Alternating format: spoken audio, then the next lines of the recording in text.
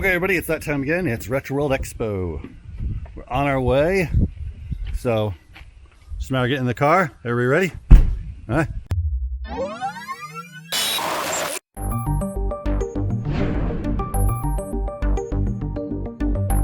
Made it to our hotel. We're in Hartford. Had a brief of a rainstorm on the way here. Wish there's a little bit more rain, but oh well.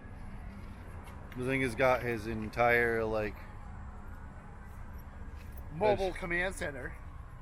So anyway, we're gonna get to the room, get everything set up, and then probably think about where to get food later, because food is one thing. Food. Food is always it. We're here. Marriott's just right over that way, but first Starbucks, because coffee is essential. Then to what you know best as Retro World Expo and all the games. And let's head over there and get caffeinated. Breakfast of Champions. Let's go. Retro World Expo.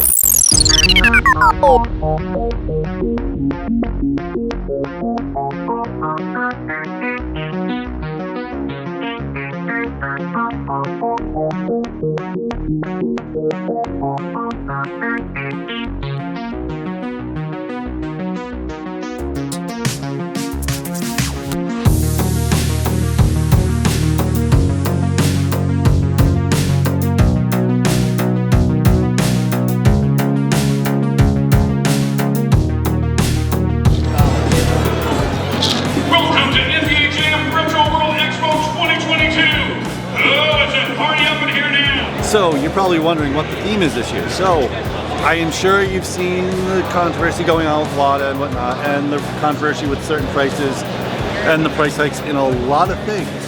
So we're asking ourselves, is retro gaming collecting worth it in 2022? And are conventions worth it? That question has yet to be answered, but let's get into it because there's a whole ton of stuff around us. A lot of people to talk to. We've already seen a bunch of great people that you'll see later on the video that we'll be talking to. But of course, we gotta go check out some games and get some collecting on.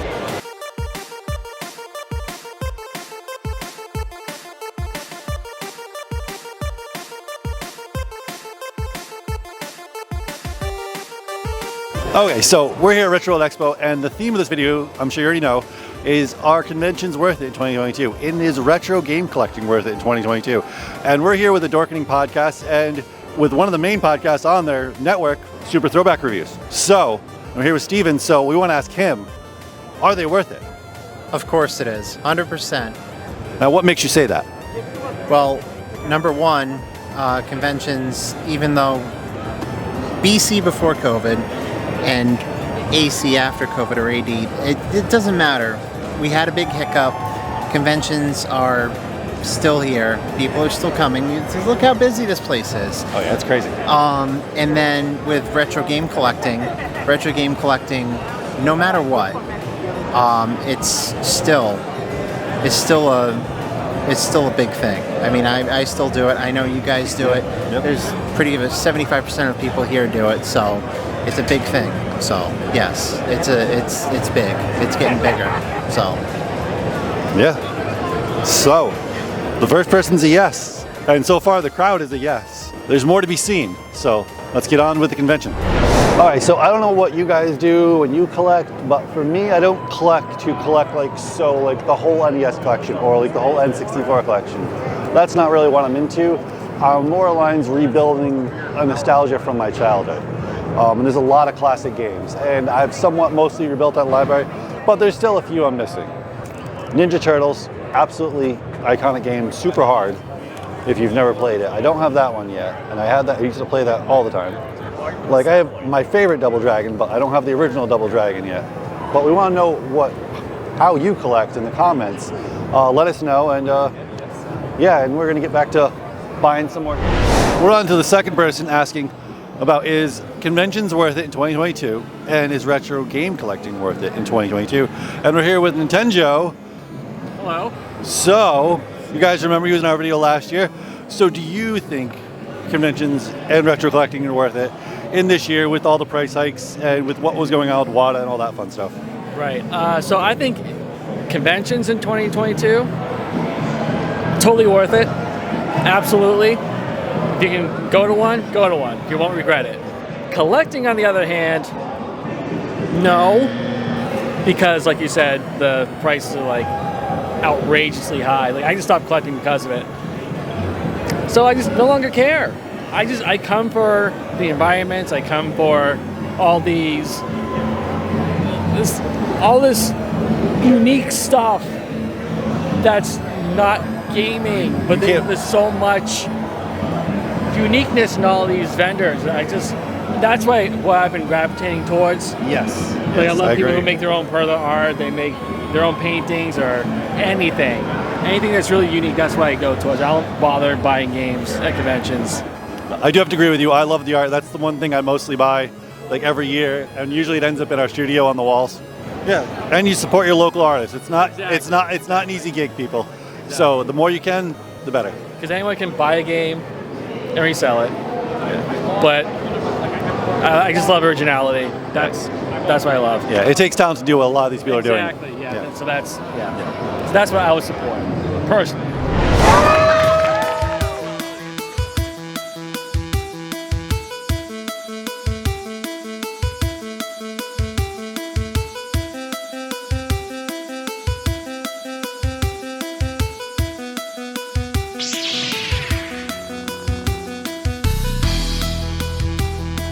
All right, so we're here with another person going to be asking the question, but first, I'm going to introduce you, and you've seen him before, Joe Granato, the NES maker, also great documentary, the 8-Bit Heroes. If you haven't watched it, go check it out. He's selling copies over at that booth today, and obviously have copies of the NES maker. And it's awesome to see you back up here in the Northeast, and you've embraced. It's now hometown. So now this is where I live. Yeah. So very happy to be in New England. This is now the hometown show. I've seen, like, with the NES maker since we last talked, the amount of games I've seen developed with this software is crazy. And the caliber. Yeah. Right? Like, surprises us every day. We see new projects, we're like, wow, that is incredible. They made that with our stuff. That's so cool. Yeah. Our user base is fantastic. And, we keep seeing cool innovations, people doing cool stuff. Now, people are publishing to the Nintendo Switch with NES Maker games. People are publishing to Steam and Xbox and things like that. One of my favorite users started when he was 6, and he created the Kubo games, and Kubo 3 got a limited run game release when he was, I think, 8 years old. And I mean, there's an openness to that visual aesthetic, which is one of the hard things, when games are photorealistic now. Why is this interesting to a new player? But they are. We see little people like this guy who loves to play the old games, right? What is your favorite video game music? Mario 2.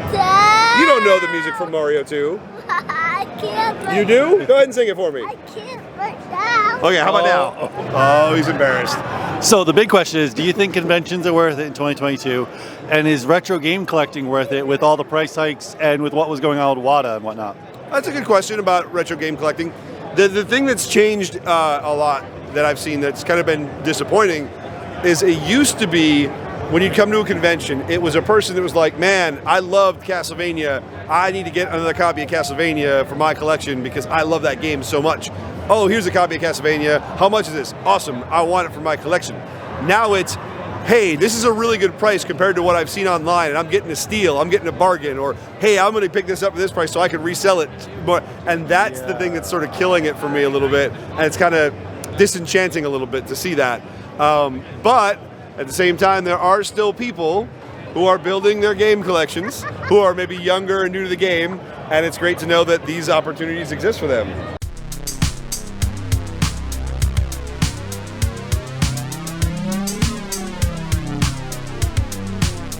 Terrible time for this crowd, so oh, there's the top.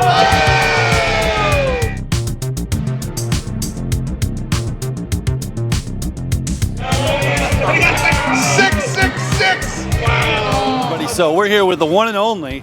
You've seen his car every time we're on this video, Mr. Russ Lyman. Absolutely. What's up, everyone? We're at Retro World Expo. I got my car on display, the Mario Kart car. We got the custom Rainbow Road underneath with the lights. We got video games in the back. You can play some Mario Kart. And yeah, people are loving it, taking photos and having a good time. Yeah, it amazes me. And this is what, the third or second? Time being in here. I probably well, no. fourth, yeah. Well, car. Version of the car. So version of the car. My, version 3.0. So Okay, yep. I bought it new in 2006, and we had it one theme, and then I changed the theme to a Mario Luigi theme, but only 4 months after that, I did crash it. Yeah. So I bought the same exact car and just redid it. So this is version 3 of the... Yeah, which is awesome. Like, you just keep on redoing it. And every year there's something new added. Right. Like, the first thing I noticed is other things, but the steering wheel. Yeah, I added an actual Mario Kart steering wheel is my steering wheel for the car from, like, the Wii. So it's hilarious. Yeah, don't worry, he's not actually driving with that, but... but yeah, and you also started a second channel bit by bit recently. Yeah, so, you know, I've been strong doing my channel, Russ Lyman. I've been on YouTube for like 11 years, I'd say. We finally hit 10,000 subscribers, which is great. And I tried to niche down and make Russ Lyman just DIY stuff, you know, working on the car or doing custom consoles. But I still want to do other video game things, so I created bit by bit. It's just Russ Lyman's bit by bit. We're only at like 900 subs. Started it in December, so it's slowly growing, and I do game convention videos, reviews, and we do a weekly podcast called The Weekly Warpipe. It's every Saturday. That's awesome. So go check out his channel, second channel, bit by bit. So we're asking everybody this question. So are conventions worth it in 2022? And is retro game collecting worth it in 2022 with all the price hikes and all the controversy that's going on with WATA? Right, wow, yeah, bringing that in. Yeah. I would say definitely with the game conventions are worth it, because you could come out and see friends maybe you haven't seen in a while, or, you know, if you're a content creator, you're seeing other YouTubers, and you guys can chat in real life. You can get out, play like these old arcade machines, because there's not a lot of arcades out there anymore. Maybe you could go to a barcade, but not all towns have that. So that's fun. And then, of course, the panels, checking out the panels, learning about people's trades, and there's some fun YouTubers here, Pixel Dan and Gaming Historian, so I always love going to those. But collecting, yeah, like you're here, people paid money to have a booth to sell stuff, so the prices are still a little bit high. Some of these games maybe a few years ago were like $20, and now they're like $50, $70, and you're like, I just can't spend that much on retro games. The only thing I purchased so far today was a Transformer lunchbox for $20. So I was like, okay, that's worth it. Had the thermos and everything. I've been playing most of my retro games on my Super NES Classic. I modded it. Oh, yeah. I put all the games on there. It's easier for live streaming purposes, and most of the games that I wanted from my childhood, I already purchased before these price hikes. And like you said with WATA, you know, the whole grading the games, I still don't understand it, like putting the game in an acrylic case, and now suddenly it's worth more. And I'm like, well, you can't play it. You can't let someone borrow it to use it. I'll go to Home Depot and get some acrylic and make my own case for like $10. It's all about, you know, searching the deals, trying to come out early and talking to the vendors. You know, sometimes they're willing to work with you. If you're getting a few things, you say, hey, would you take it for this price? They'll knock off some money. Oh, yeah. And there's some vendors I see here every year that always have great deals. So, yeah. Thank you for talking with us, Russ. And go check out his channel, everybody. Peace. We're here with Premium Edition Games. And I just picked up Cathedral because I've never heard of this game before. Just watched the trailer to it, and I was blown away because I'm a big fan of Ghouls and Ghosts. And Bazinga just picked up Super Blood Hockey. And yes, we will be doing reviews of these games in the future on our channel, so make sure you're subscribed. But let's talk to these deals. So see what's going on. So we're Premium Edition Games. Well, we're a physical publisher for the Nintendo Switch. So we take digital-only titles and we make them out physical. So we have titles like Cathedral, like he just talked about, where we do both standard premiums and we do retros, where we take what the developer wants and we try our best to give them the physical package that they've always dreamed of. We've been around for about 2.5 years. We have 10 physical releases that have gone up on our website. 7 of them have already shipped, and we've announced several others that are still in development. Yeah, I really enjoy the Super Nintendo look ones here. Those are pretty awesome. We like to tailor our retro boxes based around the games. So like Cathedral is like an NES style, so it's the vertical, where Demon's Tier, like you pointed out, is more Super Nintendo. We like to have fun with it. We use all different art in every one of our games. All of our games come with a slipcover and a sleeve. They have a manual, a full color manual, and a challenge card, where if you get a game, you open it up, you do a challenge based from the developer, and you complete the challenge, you submit it, you know, email us, let us know, hey, I did it. We'll mail you a patch like what's on my vest right now. Each game has an individual patch, and like Pokemon, try and collect them all. So if you guys want to go check these guys out and they're not at your local convention or you're not near a convention, the link will be below to the website. And like I said, be sure to hit subscribe so that you can check out the reviews of both these games. And I'm sure we're going to be buying more because this is a premium product. So thank you for watching and thank you for talking to us. Thank you very much and have a good day.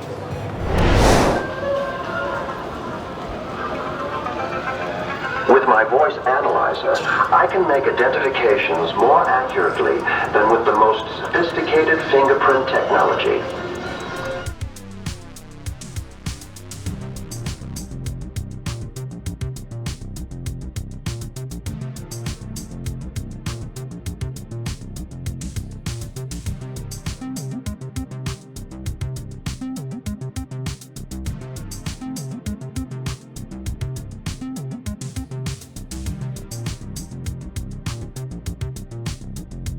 So we're here with Marlon from, you saw us last year on this, and if you listen to his podcast, Only True Gamers podcast, we're on his podcast, which was about, I think it was November. Yeah, it was November. Yeah, last year was November. Yeah, it was around November. But yeah, we wanted to catch up with Marlon. We had a fun time being on his podcast, but we want to ask the question. We're asking everybody. Are conventions worth it? And is retro game collecting worth it in 2022? I mean, yeah, I still think it is. You gotta look at all the people that were here today. To be honest, I think there were more people here today than they were last year in November on a Saturday.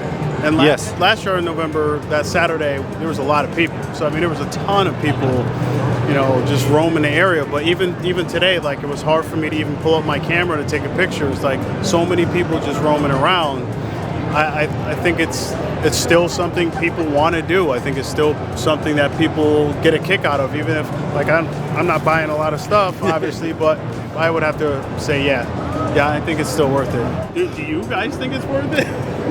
Like I've said, I saw some booths that are fairly decently priced, and then some of them, like, you're not going to get that kind of money.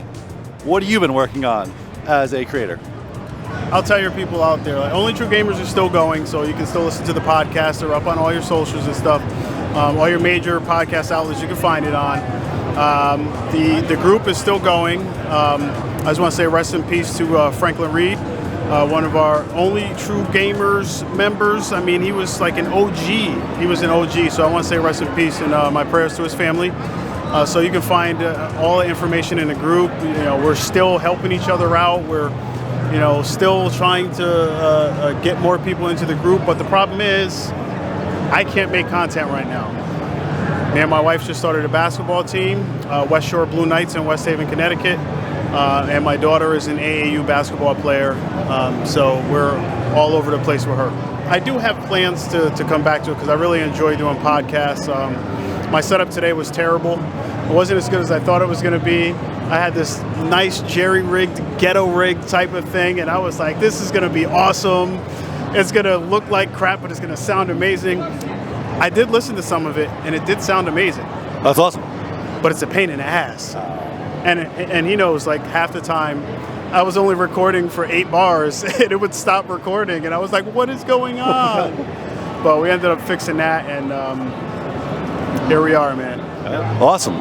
So yeah, thanks for joining us, man, and yeah, get back to the expo. All right, as it's the end of day 1. The one thing I need is my coffee system is low, so I need more coffee. Coffee system. We're about to head over to this bridge, and it seems like there's a festival going on the bridge. So I don't know. Yeah, something's going on. But we'll see you day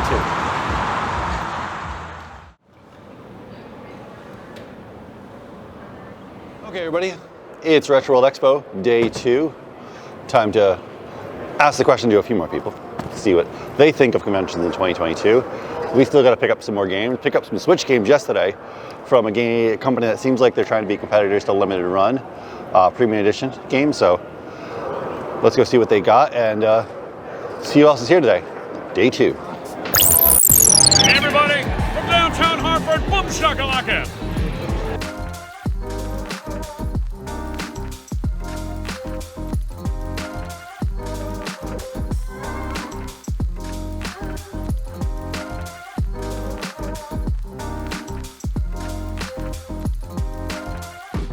So we're over here with Respawn Records. We actually recently just picked up the 007 record, which is pretty awesome. And I was pretty impressed with the Battletoads one as they were just playing a little bit ago. Oh my God. But yeah, Respawn Records. So my name is Justin. I'm actually the owner of the label Respawn Records, where we take game soundtracks, breathe new life into them, whether it be the official soundtrack or an arrangement album of sorts. You know, orchestrated, lo-fi, some kind of piano. We love gaming and we love music.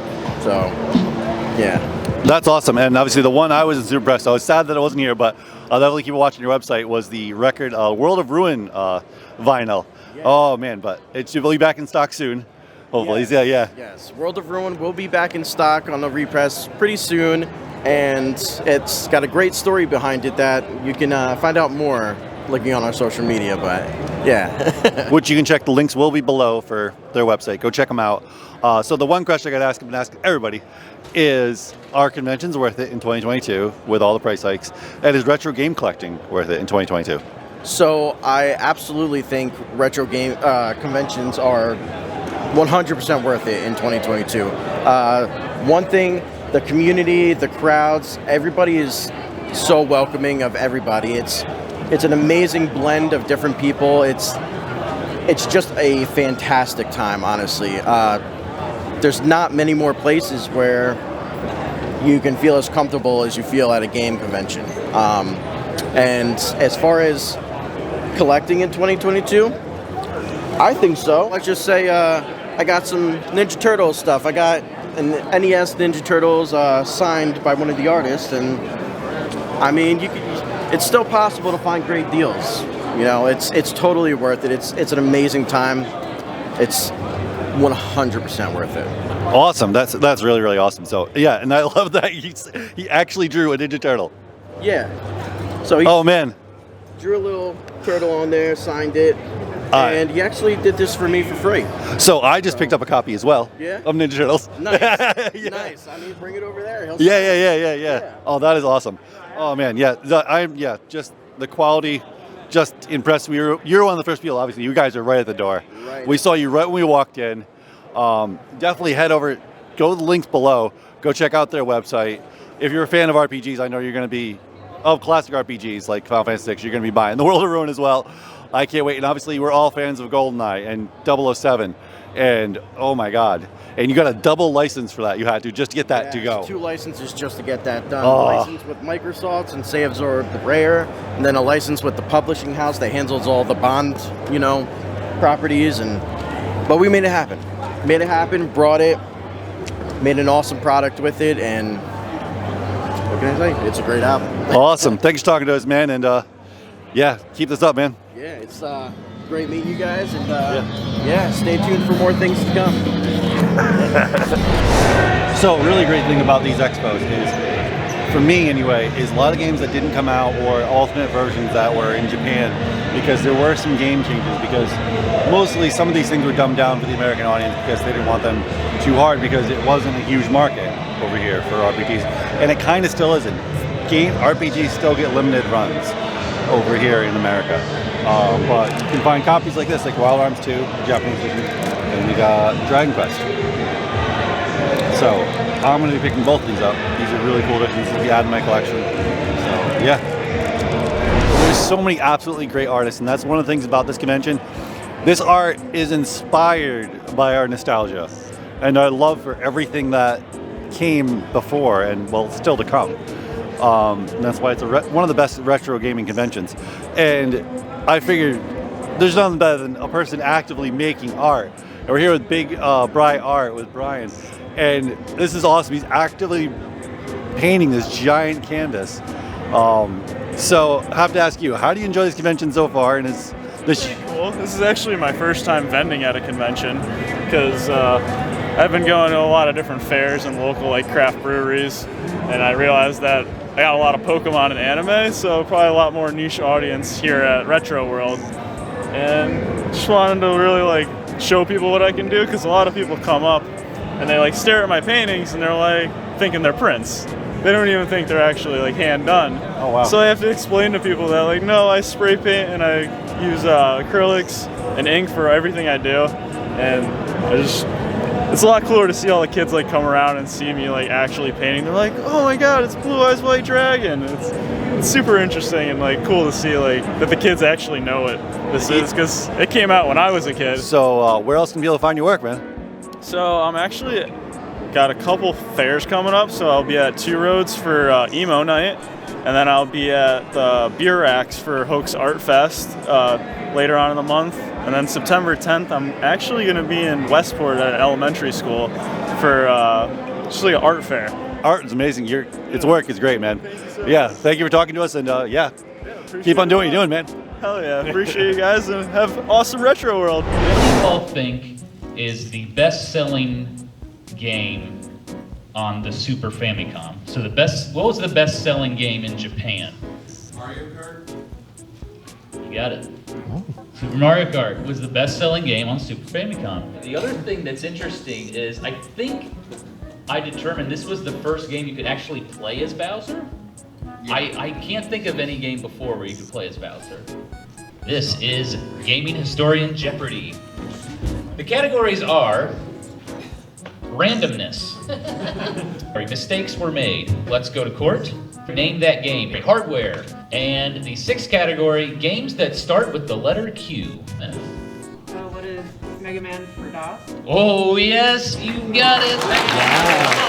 It was very, very different. Like, some of you will have had a very similar experience to this. You'll know exactly what I'm talking about. Some of you, I don't know if anyone in here is too young, but I remember I did something good in school one day, and my dad said, I was by his age actually, and my dad said, okay, we can go pick out one video game in the store, and I knew exactly which one I wanted. It was the only game that you'd see on the box on the shelf that you would run to. Of course, it was gold, and that's why you had to run to it. A lot. If anyone goes to a lot of these conventions, we'll be showing off a pretty close to complete version of the game in Syracuse at Retro GameCon in October. So if you guys are there, we were hoping that would be the release date. There's absolutely no way we're going to get finished cartridges by then, so we're not going to kill ourselves on it. But we will be showing it in pretty much its complete state. So we've reached the end, and obviously everyone wants to know what our opinion on is conventions worth it? Is retro collecting worth it? Get to that in a second. Do you want to say the convention was awesome? The one thing I do say, this was actually a fairly big success. There was a lot of people here, a whole lot of people here. So I definitely recommend, if you've never been to a Retro World Expo, I'm sure they're not going to stop having them for any time soon so far. So go check out the next one. And if you were here, hope you had a great time. And as far as collecting goes, collecting is possible. There are some crazy price hikes. Like Bazinga saw a game he paid 15 bucks for, that was 70 bucks. Yeah. And I know it seems to be anything with the box now is really expensive for some reason. Like some used to be, but this is outrageous. I missed out on Tactics Ogre though, because it sold really fast. I should have bought it when I saw it, but then you thought you missed out on Turtles, but you found I thought I missed out on Turtles, which was really cool. We got to meet the original artist in the box art for the NES game of Ninja Turtles, and I have a signed cartridge now. So a lot of fun. It was great. Obviously, the NBA Jams guy was back, which was awesome. The Mortal Kombat guys are back. Chris and Lance, thank you. You guys put together a great show. But it's time to head back to Rhode Island. It's not a long trip, but we're gonna walk back across over to where we parked and have our normal tradition of heading to Taco Bell. And then it's back home to put this video together. So thank you for watching. Remember, hit the subscribe, hit that bell for notifications, because the algorithm hates us. Yes. So we want to make the algorithm actually like us. At least acknowledge us. So yeah. If you can just do that part, and hopefully, or even just leave a comment. A comment is actually a big deal for the algorithm. So interaction is great, so leave a comment down below whether you think retro collecting is still worth it in 2022. We'll be glad to hear what you're collecting about also. So till then, see you in the next video. Tech Prime Media.